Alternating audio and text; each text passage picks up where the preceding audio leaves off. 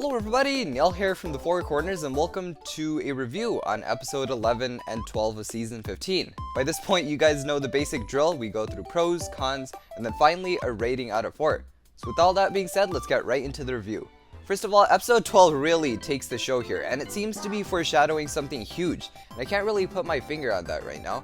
We see Benthamar being invited to the monastery. Not sure if it's permanent or anything, but if Kalmar gets defeated, I assume that Benthamar might go down to Merlopia and become the rightful ruler, but hopefully he might become a ninja and replace Nia actually. We hear the story of Niad. While the story is really cool, a huge pro is the illustrations and also the fact that the first Spinjitzu Master is in it. We don't get much of the first Spinjitzu Master now, but it's cool to get it when we can.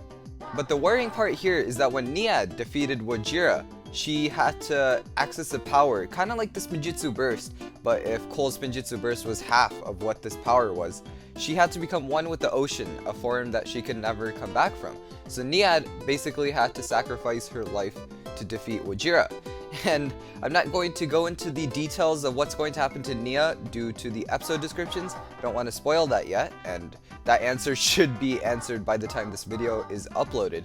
But looking at Ninjago's usual track record, a ninja has to unlock their superpowers to defeat the villain in the finale. And it looks like Nia has to unlock the power where she becomes one with the ocean. The whole controlling the whales, the talk with Benthamar. The basic idea I'm kind of getting from the episodes is that Nia might go away forever. Maybe she'll come back next season, but for this season, she's gone at the end of the episodes. But we'll see how the finale turns out. As for other good things, we also have the Paper Girl episode, and it's pretty funny.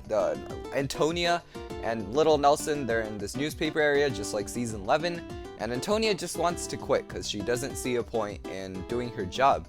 She wants to work at the ice cream place. There's a lot of cool jokes and a lot of Easter eggs to other Ninjago villains through the ice cream, like Banana-Con. Nana-Con doesn't exist in Ninjago's timeline, but for some reason there is a flavor of ice cream labeled in his name, which is a little bit of a error, but I'm pretty sure they put that in to make us fans happy.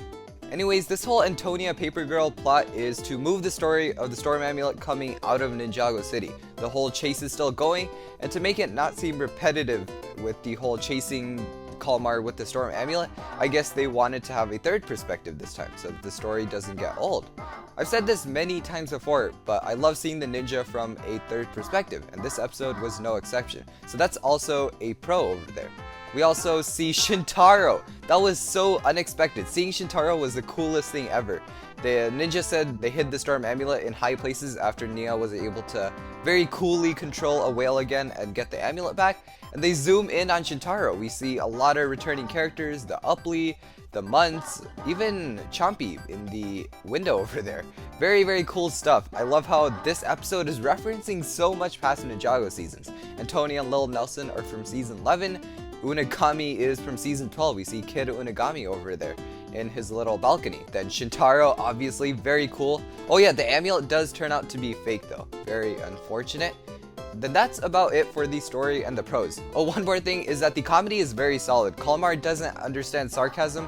There's many instances where that's funny, as well as Kalmar learning how to drive is a hilarious sight to see. As for cons, there's really not that much. Maybe I would wish if Jay was more present in the dock battle. I didn't really see him fighting that much. It was almost like he wasn't there. As well as Zane just being in his season 11 suit. Just randomly, he was in his season 11 suit when he was in his hydro suit or scuba suit just a little while ago. So no explanation to that. It could be said that he changed, but that's a little inconsistent as Lloyd was in his hydro suit as well as Nia and everybody else. That's inconsistent.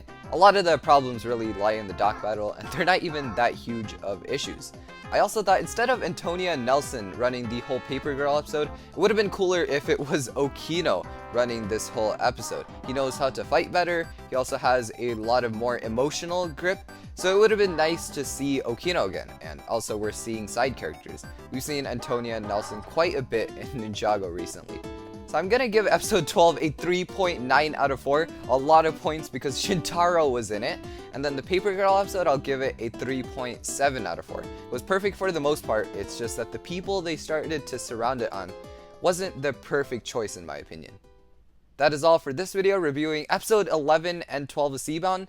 I'll see you in the episode 13 and 14 review tomorrow.